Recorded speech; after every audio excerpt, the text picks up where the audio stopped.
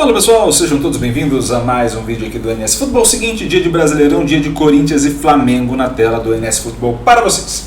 Seguinte, vamos direto já para a análise desse clássico e começamos com algo que eu imagino que seja surpreendente nesse momento, principalmente vindo de uma eliminação na Copa Sul-Americana, como foi o caso do Corinthians, e o Flamengo aí tentando se reerguer após a era São Paulo.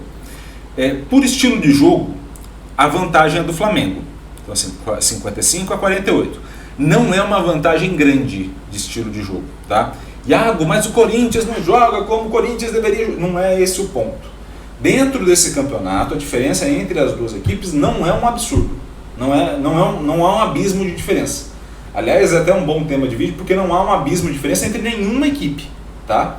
O grande detalhe é, nesse campeonato o Flamengo tem maior chance de vitórias, porque dentro do estilo de jogo das duas equipes, Corinthians joga mais sem a posse da bola no total, o Flamengo joga mais com a posse da bola, e pelos estilos o Flamengo encaixa bem contra esse jogo, tá? O Flamengo tem mais dificuldade contra quem propõe o jogo contra ele. São Paulo, Fluminense, Palmeiras, essas vão ser as maiores dificuldades com o Flamengo.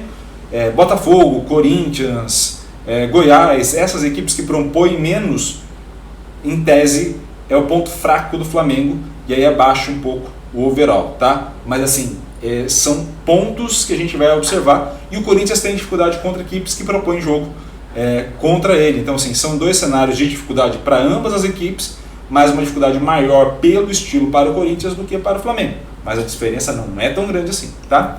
Já quando a gente for olhar o mando de campo, ou seja, Flamengo jogando fora de casa, independente do estilo do adversário, e o Corinthians jogando em casa, independente do estilo do adversário, você tem uma vantagem do Corinthians pelo mando de campo, também ligeira, também não muito grande, tá? Aí você inverte basicamente o polo ali entre um e outro. O que a gente pode esperar do jogo pelo mando de campo? Ou seja, Corinthians em casa, Flamengo fora.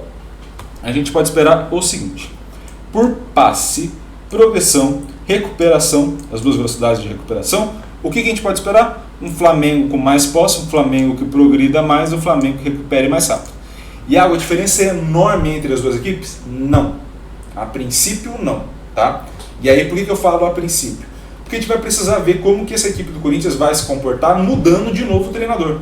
Então, assim, você tem dados aqui do Lázaro, do Cuca, do Luxemburgo, principalmente, e agora vamos ter os dados já da última rodada com o Mano Menezes, mas começando a construir um trabalho. Então, assim, a gente não sabe se os dados vão de fato refletir como esse Corinthians jogava com o Luxemburgo ou se eles vão modificar. Mas a princípio é um Flamengo com um pouco mais de posse da bola, 55-45, e olha lá, tá?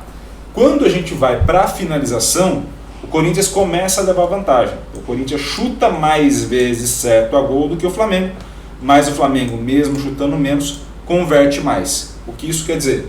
Que o Flamengo precisa de menos tentativas para fazer o gol. O Corinthians precisa de mais tentativas. Então, por isso que o Corinthians chuta bastante, mas não chuta de uma posição adequada ou com as pessoas adequadas, tá? E aí vai depender, obviamente, de quem vai finalizar. Se a bola vai sobrar, por exemplo, na área com um zagueiro, é muito diferente dela sobrar na área com o centroavante, que é muito diferente dela sobrar na área com o Renato Augusto, que é muito diferente dela sobrar na área com o Maicon, e assim por diante, de acordo com as demandas que o jogo for em geral, tá? Quando você for para a parte de sofrer a finalização, por bloqueio o Corinthians se defende melhor, pelas ações do goleiro o Flamengo se defende melhor. Então você tem um equilíbrio aí nesses dois cenários mais importantes, mas na hora de colocar esse equilíbrio na organização da análise, o Corinthians leva vantagem, principalmente pelo número maior de tentativas de finalização, que por mais que a taxa ali seja menor em relação ao Flamengo, mas esse número garante maior possibilidade de gols marcados do que o Flamengo jogando fora de casa, pelo histórico até agora da competição, tá? E aí por que é importante falar do histórico da competição? Porque basicamente você teve partidas que o Corinthians poupou, você teve partidas que o Flamengo poupou, então assim, fora as mudanças do São Paulo, mas isso é uma outra conversa, mas basicamente você tem essa alternância de fato entre os elencos e taxas de aproveitamento do elenco, digamos assim, diferentes ao longo da competição.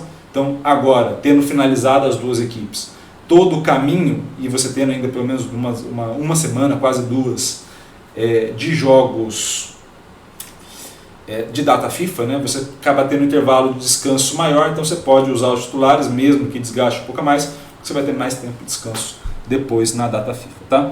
O Corinthians, qual é o grande ponto dele quando ele joga contra equipes parecidas com o Flamengo? O que modifica para o Corinthians deixar de ser favorito em relação ao mando de campo? Você tem um mando de campo em laranja, você tem em azul o Corinthians jogando contra equipes parecidas com o Flamengo. O que modifica? Aliás, o que mantém? Eu tenho uma recuperação muito próxima, então minhas velocidades de recuperação são bem próximas. Eu tenho uma queda na progressão, queda no passe, o que gera uma queda na minha finalização e na minha taxa de conversão. Então, contra equipes parecidas desse estilo do Flamengo, eu tenho uma dificuldade em manter essa posse, porque o adversário pressiona um pouco mais e encaixa a marcação, e eu tenho dificuldade de sair dessa marcação-pressão.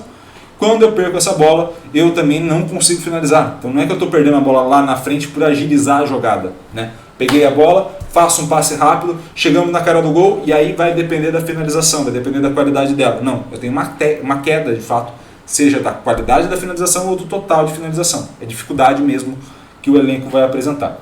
Eu tenho uma queda do bloqueio, eu também me posiciono pior na defesa, então sobra para o meu goleiro ter que compensar isso quando essa bola passa do bloqueio e vai em direção ao Cássio, tá? Já o Flamengo, inverso, contra equipes parecidas com o Corinthians, eu tenho um aumento da recuperação, eu tenho também, além do aumento da recuperação, um aumento da progressão, tenho ali um aumento do passe e isso tudo me acarreta um aumento da finalização. Então, esse é o grande ponto, essa é a vantagem. O Flamengo pressiona rápido, consegue encontrar os espaços, e aí aumenta um pouco a finalização. Aumenta pra caramba? Não, aumenta um pouco, tá? Esse talvez seja o grande problema do Flamengo, que é ter esses índices mais elevados e esse índice não ser dos mais elevados. A questão do chute não ser um dos mais elevados do campeonato prejudica demais o Flamengo, tá? E aí quando você vai para o bloqueio, você ainda tem uma melhora no bloqueio e uma melhora nas ações de defesa, ou seja, o Flamengo quando está jogando assim, encaixa melhor o jogo contra adversários parecidos com o Corinthians. Quem é o favorito para esse confronto? Como a gente falou, nesse cenário é quase que empate. Você tem um lado puxando para um e um lado puxando para outro.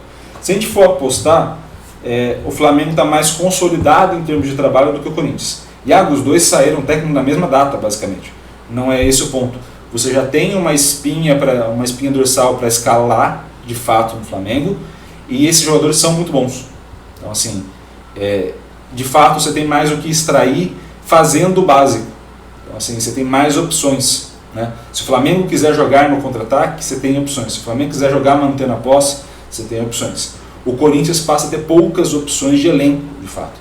Você tem pouca gente de velocidade pelas pontas, você tem pouca gente que vai receber essa bola em movimentação para uma boa finalização, como o Yuri Alberto acabou desperdiçando na Sul-Americana. Então, assim, essa falta de elenco do Corinthians faz com que tenha poucas opções estratégicas de ocupação de espaço. Já o Flamengo tem mais opções e por isso eu acho que nesse cenário, principalmente nas duas transições, o Flamengo leva um pouquinho de vantagem em relação ao Corinthians nesse jogo, mas é um jogo em aberto com grandes chances de empate, tá bom? Espero muito que vocês tenham gostado desse vídeo. Gostou? Curta, comente, compartilhe esse vídeo com o máximo possível de gente. E é claro, se inscreva no canal e ative o sininho para receber todas as notificações. 2 cards ao final, um card com vídeo recomendado e um card com a playlist do Brasileirão. Explore à vontade, curta aqui os vídeos também e veja se a gente está acertando as análises também, porque você precisa confiar na gente para saber ouvir a gente mais vezes ou não também, né? Tanto faz.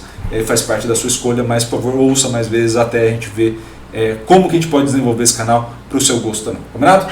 Um grande abraço a todos, obrigado pelo carinho e pela audiência e valeu, até a próxima.